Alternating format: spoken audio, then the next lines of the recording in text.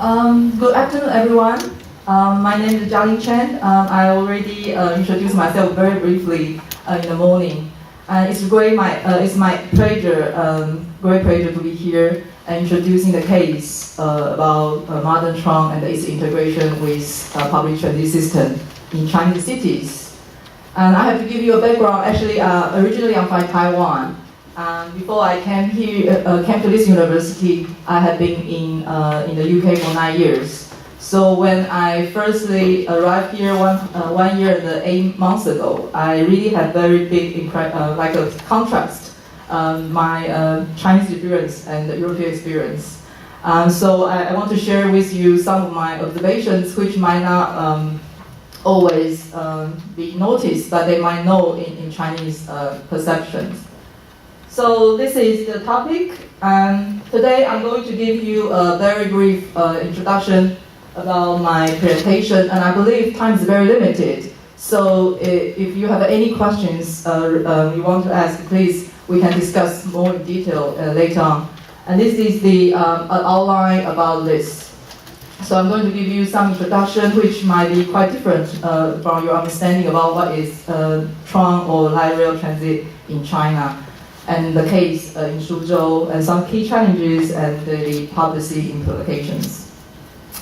So now, before we start, I think we really need to understand what do we mean by modern Tram in China. And in China, they also try to define what does public and urban transit mean. They classify 7 different kinds. So you can see metro, light rail, monorail, tram, and maglev, automatic people mover, as well as the city regional rail. The last one, which is still need to be defined, because in the beginning I thought that it's about the French AIA system. But the way they try to develop it is quite different and probably need to be developed further. So tram actually here is defined as kind of to take kind of low capacity of urban transit, and that need to kind of negotiate the road space with other transport modes. And so when we talk about light rail transit in Europe, which is not really what we mean light rail in China. Light rail is quite similar to metro. The differences would be just the capacity of the capacity as well as the type of coaches. So I just want to define in the beginning when we start to talk about modern tram here. So this is modern tram. We normally notice that in Europe regarded as light rail. There's another kind of background about the threshold of urban transit development or construction planning in China. Chinese government really try to make it clear that could not every city want to have a metro system. So this is in the beginning. They try to define and really try to constrain. Cities would like to have metro system, need to have particular threshold in terms of population scale, as well as their gross domestic product, the GDP figure, as well as the local government financial income. So these 3 are the major criteria. So you need to if you want to have metro system, you need to have a population more than 3 million. And if you are not more than 3 million, you need to probably go to the second level, which is light rail, is 1.5 million. So all these need to be qualified. This is a kind of compulsory threshold for city to apply for. And later on, they also introduced another 2 kind of criteria in terms of passenger flow space, as well as the initial passenger flow, to try to define whether they can develop the metro. Compare this with Tram. Tram is not really constrained. It's kind of encouraged in Chinese system. They thought Tram is cheaper than metro, cheaper than light rail, so it's relatively easy to get a Tram development in China. I have to say, Tram development in China is not new. So kind of a little bit similar to European. The first tram in China actually was introduced in Beijing, connecting Beijing, the suburban area, with Beijing City Gate. So the Tram in Beijing city center, but within the Beijing wall, actually not possible until the 1924. And other cities also got Tram, for example, Shanghai in 1908 and Dalian in 1909. And Dalian system still existing. Dalian didn't really, they do not get rid of the Tram system, so still running. The bottom three examples, actually there are 10 systems in China now in operation. And the first one, the mother Tram, we would say is in Tianjin, and the second is in Shanghai. And Shenyang, 2013, arrival in 2013 in Shenyang. Actually, Shenyang is also one of the early Tram cities, but they dropped Tram and then reintroduced. And now Shenyang got the most extensive Tram system in China. So I also try to define, even though the Tram development in China is still quite young in its infancy, and only 10 systems. But I want to introduce, and I also try to classify them in terms of their historical perspective. So I try to define them into three types. The first one, really talking about they are able to run in the traditional city center. And these cities are mainly cities in the northeast China, where the Tram system initially was developed by Russia and Japan. So they managed to they probably the Tram is the earliest system. So when they later on their other transit system, we will integrate or develop much better than other cities, places like Dalian and Changchun. And the second one, which is really talking about Tram serve mainly newly developed districts, and they need to integrate with other transit system, for example, metro system, in order to access other parts of the city. And these cities, these Tram systems, they don't necessarily, and then they try to avoid running into the dense city center. And they also, usually in larger cities, for example, you have a larger city in Shanghai, you have your Tram system, but that Tram system actually is implemented in other newly developed areas.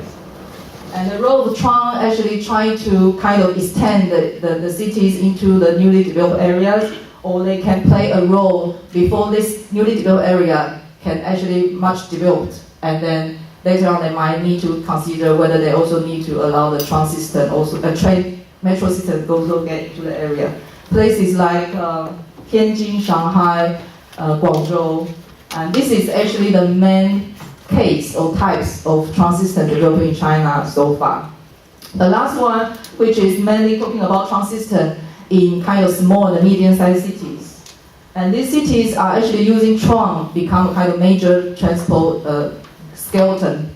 And so you can see how the city can be well developed and to expanded by that system. Places like Xi'an, and there's another system, it's called Zhuhai, near the south part, near Pearl River Delta area, and they are still in the trial process. So this is the type of, the second type is the one we are going to discuss, and then we are going to do the case studies. So this is the Suzhou, and I don't know how many of you have been to Suzhou. Suzhou, yeah? Suzhou is actually located quite close to Shanghai.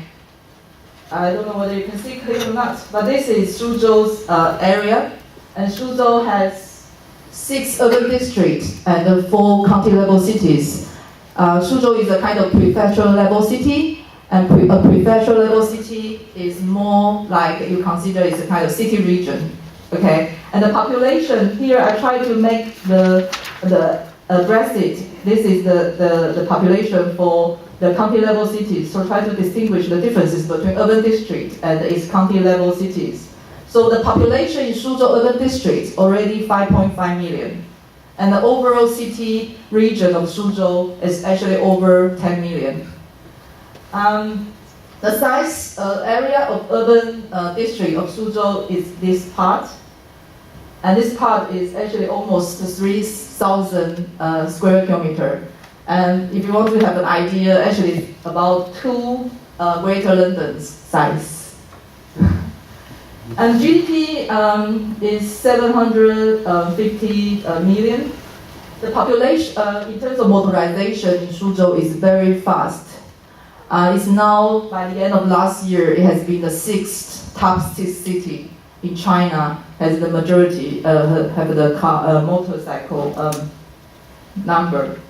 The metro started to be developed in the beginning of 2000 year, and their first system was approved in 2007, and now they have 3 lines, and the last one actually just at opening the beginning of this month.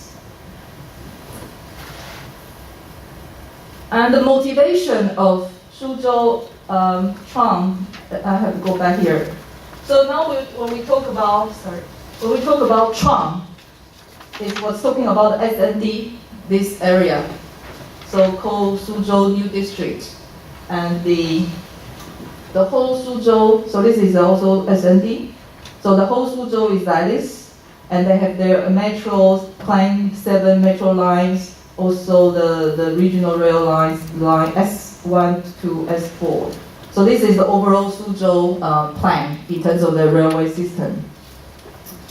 And the motivation of the SND Tram actually was trying to encourage development in this area. So the current population, or we say the population in 2012, was 0.59 million. And there was expectation of population growth to 1.2 million by 2020. And there was a kind of possible, in terms of developmental land, also increase about 30 square kilometers. So they thought these development, the line can be able to encourage development, housing, or any economic development coming to this west part of the Suzhou SND area. And the aim of this is really, as I say, the urbanization process in order to guide development towards that west. And also they try to encourage people to move towards, get out of their car, to increase the higher public transit system share, public modal share. For example, from 9.6% to 30% by 2020. And in terms of what kind of mode they are kind of considering, choosing Tram instead of other modes, there are 5 major reasons. The first one, I think, is because of approval process, because they really want to have a metro system here. They have a kind of metro line 3 extension, but that was not approved. And the second is really population density in this area is still not very dense. So it's quite scattered. People living very thinly here, and then it's not very justifiable to have a metro system immediately at the moment to encourage the development. And also they compare time and the cost, compare metro, Tram as well as BRT bus system. They think that this Tram is the better system for this area, and the capacity also higher than BRT and the bus. And the last one is really about what kind of image actually Tram is providing to the city and the investors, and overall the Tram in Europe, very good image in Europe, and really thinking the green, smart, safe, whatever you think it can associate with that image about Tram. So, but since I arrived, and also I was actually started working on this project, and I trying to identify a few key features when I try to evaluate to what extent this Tram system is working in Suzhou and how it was integrated with other public transit systems. So I identify 3 key major features. The first one is really in China, although the popular motivation is about urbanization as well as the increase the public transit mode share. But the major one actually is still the developmental driven in this case, how it can guide the development towards the west. The second is about how they use a kind of the concern about safety reason. A lot of security issues actually happened in many Tram cities in China. And they're assuming that kind of conflict between Tram as well as other car, e-bike, even passengers, and so they think that is a kind of very, very dangerous things. And so they want to use the control and the management perspective. So they try to avoid the dense routes. If you really want to encourage the people try to move, get out of their car, and then they should go to the kind of the high street area. But actually, they lay the tram route to the kind of the area which can reduce the conflict happen. And because of that, so the last one is really, Tram is regarded, although it's regarded as the kind of main artery for tram and the tram and the bus to interchange. But the route was not really the center of the area. So very few people would like to take a bus to the tram and then to take tram to other places. In the end, the tram is quite inconvenient. And you can see this diagram showing you many of the tram going through actually has as wide as 100 meters. And the area is quite nice. You will see in our picture. But it's very inconvenient. So when people try to access the tram, they might need to go up to bridge, or they have to go down to the tunnel and to access the tram. So that is one of the when you get down the bridge, and you have to come to here to take tram. And some of them don't necessarily have lift. So they have lift to go up to the bridge, but then they might not have the lift here. So I can't really see how can they use it. If people are kind of disabled, need to be helped. So.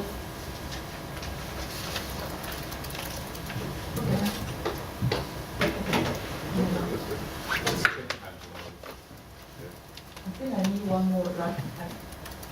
Oh, this is the last one. Oh, yeah.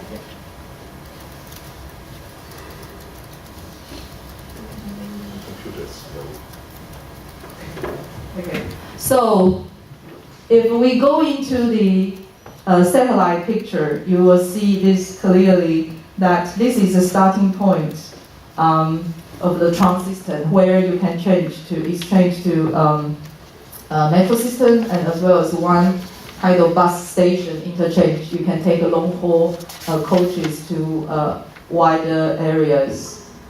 And the whole line, this going through kind of city populated, quite nice area actually. They can develop some tourism and some housing, as well as some new public sectors headquarters here. So you also can see some passengers actually working, taking more during the weekday instead of the weekend, only from the station. And surrounding areas, there are some housing, quite nice housing developed as well. So this is the overall line one, the only one line here now, 10 stops. And some of these stations actually are planned to be in state later on, but I'm not really sure because the distance is not really that far. So I don't really feel that's a long distance, and how can they put another 3 stops in the future? So this is the situation now. And what I was actually trying to, if you can see here, no, not yet. I haven't finished my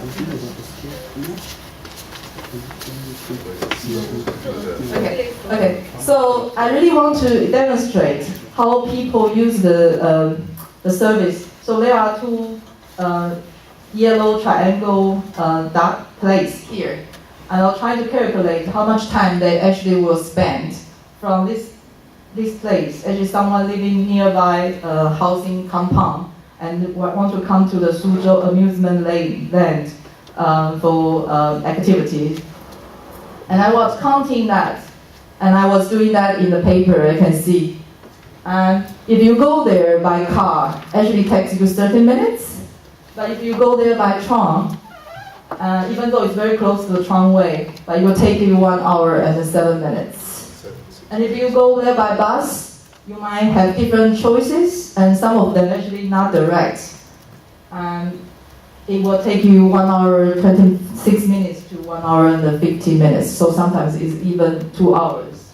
So in terms of the efficiency of public transport here, and I found it's very not that compatible in terms of time spent.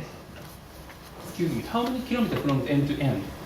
I think I was counting there. I think it's about 30. 30 kilometers? Yeah. Mm. I was putting that in the paper. It's best.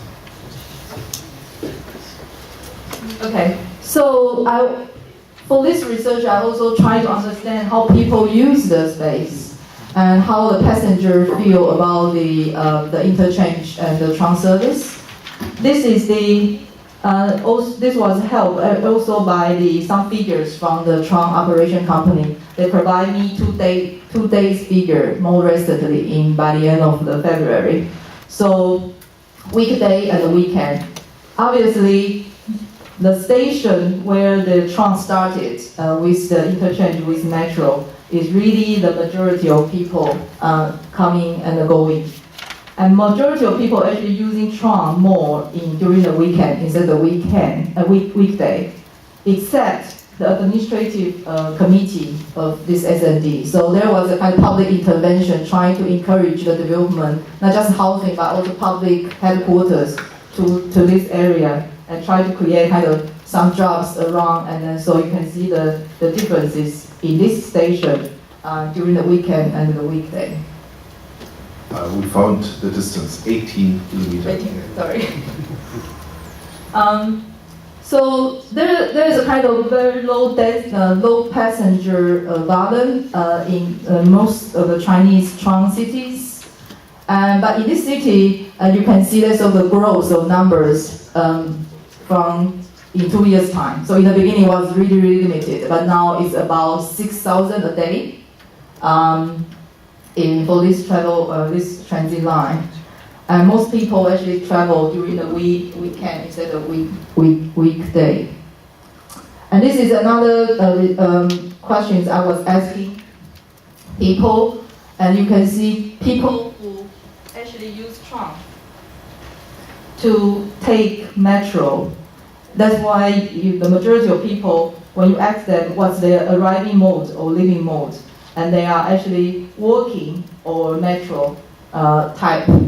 So this is the implication from this research that people who are actually using Tram are people who living very close to the Tram systems.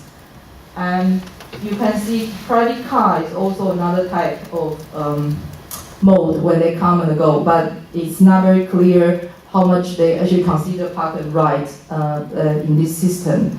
And if you read the paper, you'll see I also asked the Tram company, and they actually recognized that they didn't really consider this bit because that also makes sense, because if you ask them to park here, but the whole route was not congested, and also the other transport connections are not very, in terms of well planned, so they will not want to stop there to take other modes. They just go directly to where they want to go.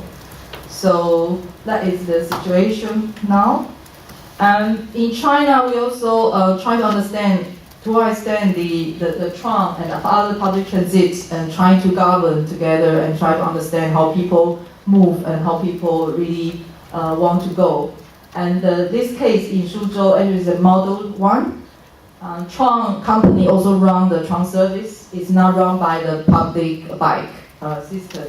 Although some system also have the bike and the bus and the Tram actually operate together by bus company. So they can adjust the transport services.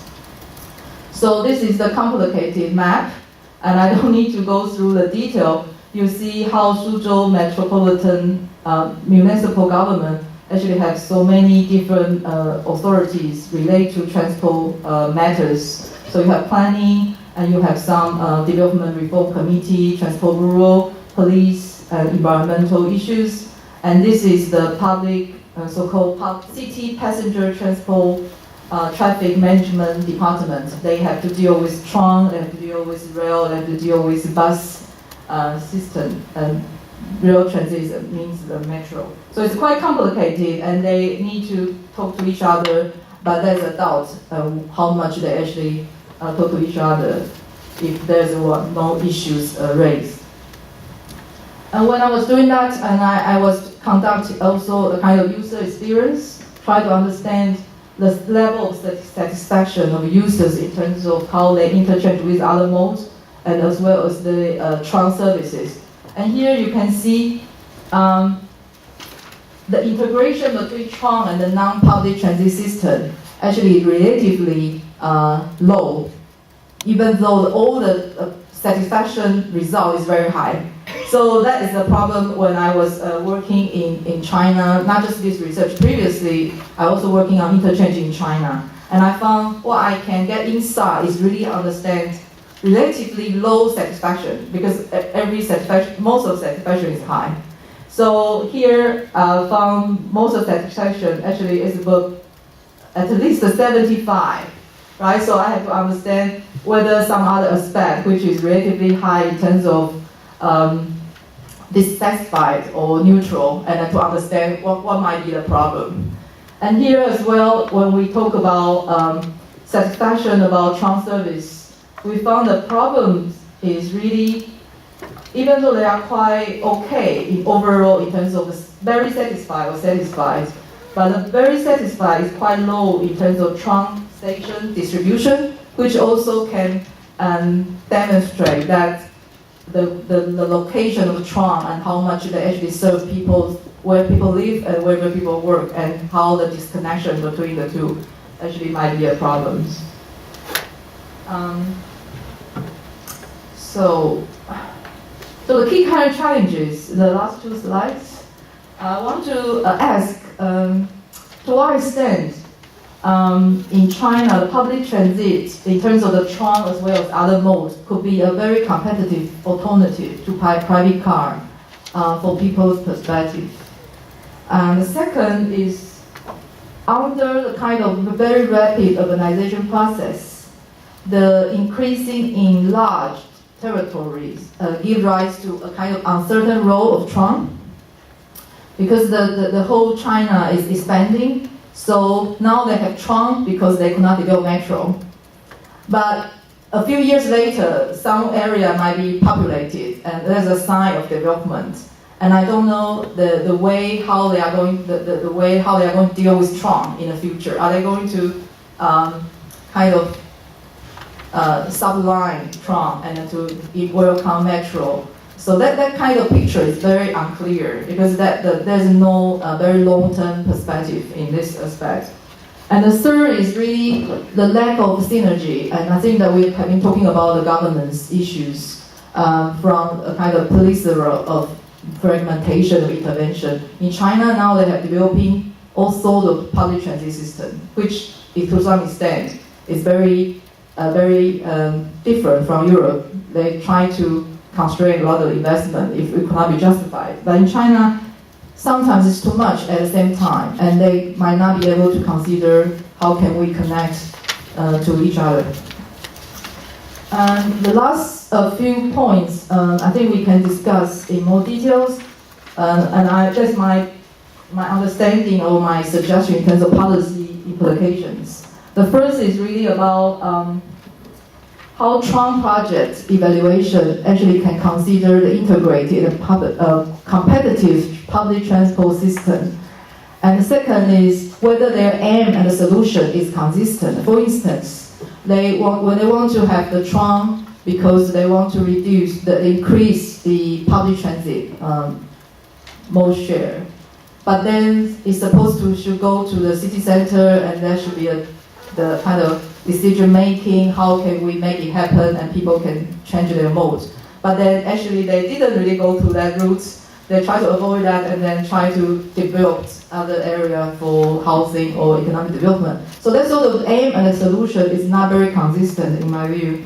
The second is about how they can ensure different transport technology in terms of high-speed rail, Tram, metro, or regional rail. Each of them actually has its own capacity. So high-speed rail should be the fast and Tram should be able to stop every stop. Metro probably in middle, and IR is trying to serve the wider city region. In China, in my view, a lot of efficiency of this transport system is not in place. A lot of them really want to develop real transit-oriented development, so housing development, real estate, and that might sometimes make their public transport system is not efficient enough as it's supposed to be. So the different transit system should play its role at a multi-level, spatial level. Then the third is about developing the effective transport policy. They also need to discourage private car usage. In China now, parking is most free. Petrol price relatively okay. Congestion charge is not in place. You can actually drive your car without much limitation. You don't need to make that much different decision making when you try to drive, and also using cars is much more efficient than using public transport. And the fourth is really allowing competition in financial and operation. I think one of the key issues is really they know the situation, but they don't have the competition. So if they try to, from people's perspective, thinking probably they need to open 2 public institutions to run the service, and then somehow they start to know how can they make profit. But now a lot of financial schemes coming from the government side, so they don't really feel that sort of pressure to need to make money or try to make the balance sheet more balanced. So last one is really how can a comprehensive or inclusive mechanism and some leadership take place in the whole development could be quite important as well. So that's my presentation, and I hope we can actually discuss more during the discussion session. And thank you for your time for listening.